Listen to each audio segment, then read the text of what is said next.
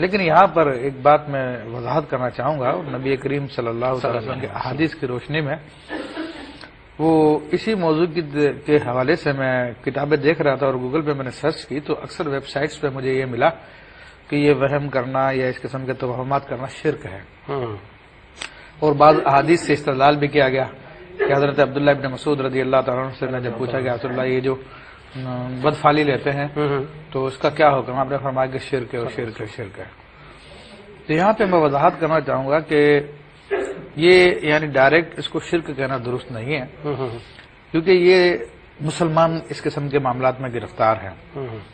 نبی کریم رؤوف الرحیم صلی اللہ تعالی علیہ وسلم نے جو ارشاد فرمایا کہ لا طیرۃ ولا حام لا عدوى ولا طیرۃ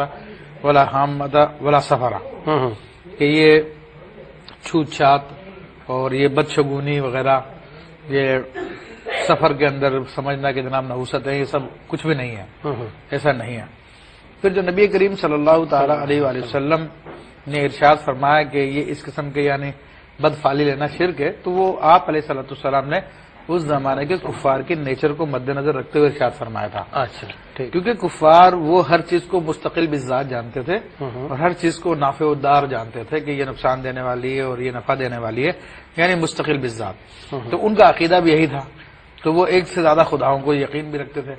تو جب وہ کسی چیز کے بارے میں کہتے تھے کہ جناب یہ چیز نقصان دینے والی، گویا کہ وہ مستقل بالذات ہے، اپنی ذات سے کسی کو نقصان دے سکتی ہے۔ لیکن مسلمان کے ذہن کے کسی خانے میں بھی یہی نہیں ہوتا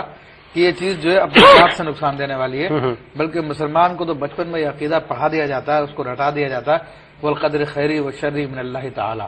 کہ اچھی اور بری تقدیر جو بھی معاملات ہے سب اللہ کی طرف سے، لا حول ولا قوت الا باللہ العلی العظیم، نہیں ہے کوئی نیکی کرنے کی طاقت اور برائی سے بچنے کی طاقت مگر اللہ کی طرف سے۔ صحیح۔ اب مسلمان سے اس قسم کی بات صادر ہو تو اس پر شرک کا اطلاق کرنا بہت بڑی غلط فہمی ہے، ٹھیک، کیونکہ مسلمان کے ذہن میں یہی ہوتا ہے کہ جو کچھ بھی ہو رہا ہے اللہ کے حکم سے ہوا۔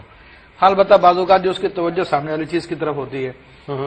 تو یہ وہ توہمات کو شرک کہہ دینا یا اس قسم کے فتوے دے دینا ایک مسلمان کو مشرک کہہ دینا بہت بڑی بات ہے، ٹھیک، کیونکہ جو ایک معاملے میں مشرک ہو گیا تو اس کا پورا اسلام خراب ہو گیا، وہ دین اسلام سے نکل چکا، اس کی بیوی اس کے نکاح سے نکل چکی ہے، وہ مرتد ہو چکا ہے۔ تو یہ بہت بڑی بات ہے۔ بعض لوگوں لفظ کے اندر جناب شرک ہے بدعت ہے، کافر کہہ دیتے ہیں، یہ بہت بڑی غلط بات ہے۔ اور حدیث شریف میں آتا ہے جو کسی مسلمان پہ کہے کہ یا کافر ہو، کہ اے کافر، تو فقط با بأحدہما، تو یہ کفر کا فتویٰ جو ہے دونوں میں سے ایک پہ لگے گا۔ اگر وہ شخص واقعی ایسا ہے تو اسی کی طرف جائے گا، ورنہ خود کہنے والا کافر ہو جائے گا۔ صحیح۔ تو اس لیے میں نے کہا اس بات کی وضاحت بہت ضروری ہے۔ صحیح۔